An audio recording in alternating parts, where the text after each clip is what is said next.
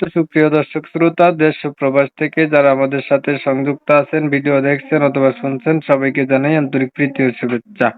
বন্ধুরা, আমি কথা বলছিলাম একটি আপুর সাথে, প্রতিবেদন করবে, অডিও কলে সংযুক্ত। কেন আসলে প্রতিবেদনে বিস্তারিত ভিডিওতে থাকছে, অবশ্যই ভিডিওটা কন্টিনিউ করবেন।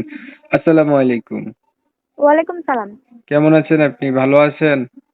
জি, আলহামদুলিল্লাহ ভালো আছি। ভালো আছেন, ভালো থাকবেন, ভালো থাকাই কামনা করছি। শুনতে চাচ্ছি প্রতিবেদনে আসার কারণ কি ছিল?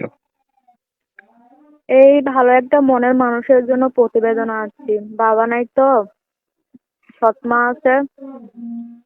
মায়ের কাছে থুয়ে গেছিল, মাটা মরে গেছে। বাবা আরেকটা বিয়ে করছিল। সৎ মার কাছে থাকি, জ্বালা যন্ত্রণা দেয়। এই জন্য একটা প্রতিবেদন চাচ্ছি ভালো একটা মনের মানুষের জন্য। বুড়া হোক জোয়ান হোক তাতে আমার কোনো আপত্তি নেই। পাইলে কি করবেন? পাইলে বিয়ে শাদী বসবো। আগে বিয়ে হয় নাই? না, আগে বিয়ে শাদী হয় নাই। বিয়ে হইলে কি স্বামীকে প্রতিবেদন করতে দিত? সত্য বলতেছেন না মিথ্যা বলতেছেন? সত্যি বলতাছি, মিথ্যা কেন বলবো? মানুষে কমেন্ট করে যে ভাই যাদের প্রতিবেদন করেন এগো হয়েছে কি বিয়া হয়, বিয়ার পরেও কয় যে বিয়া হয় নাই। এখন আপনার বিষয়টা কতটুকু সত্য? আমার বিষয়টা অনেকই সত্য, কারণ আমার বিয়ে শাদী হয় না। বিয়ে শাদী হলে বয়স তো কত? স্বামীকে বয়স কত? প্রতিবেদন আমার বয়স 18। লেখাপড়া করছেন আপনি? লেখাপড়া ক্লাস 8 পর্যন্ত করছি। কোরআন শরীফ পড়তে পারেন? জি, আলহামদুলিল্লাহ পড়তে পারি। নামাজ পড়া হয়নি? নামাজ পড়েন? জি, নামাজ পড়ি। নামাজও পড়েন।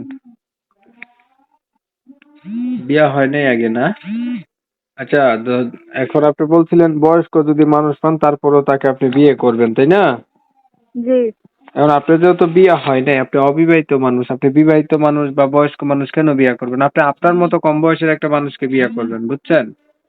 কি করবো, গরিব শরীফ মানুষ, যৌতুকের জন্য কেউ বিয়ে শাদী করে না।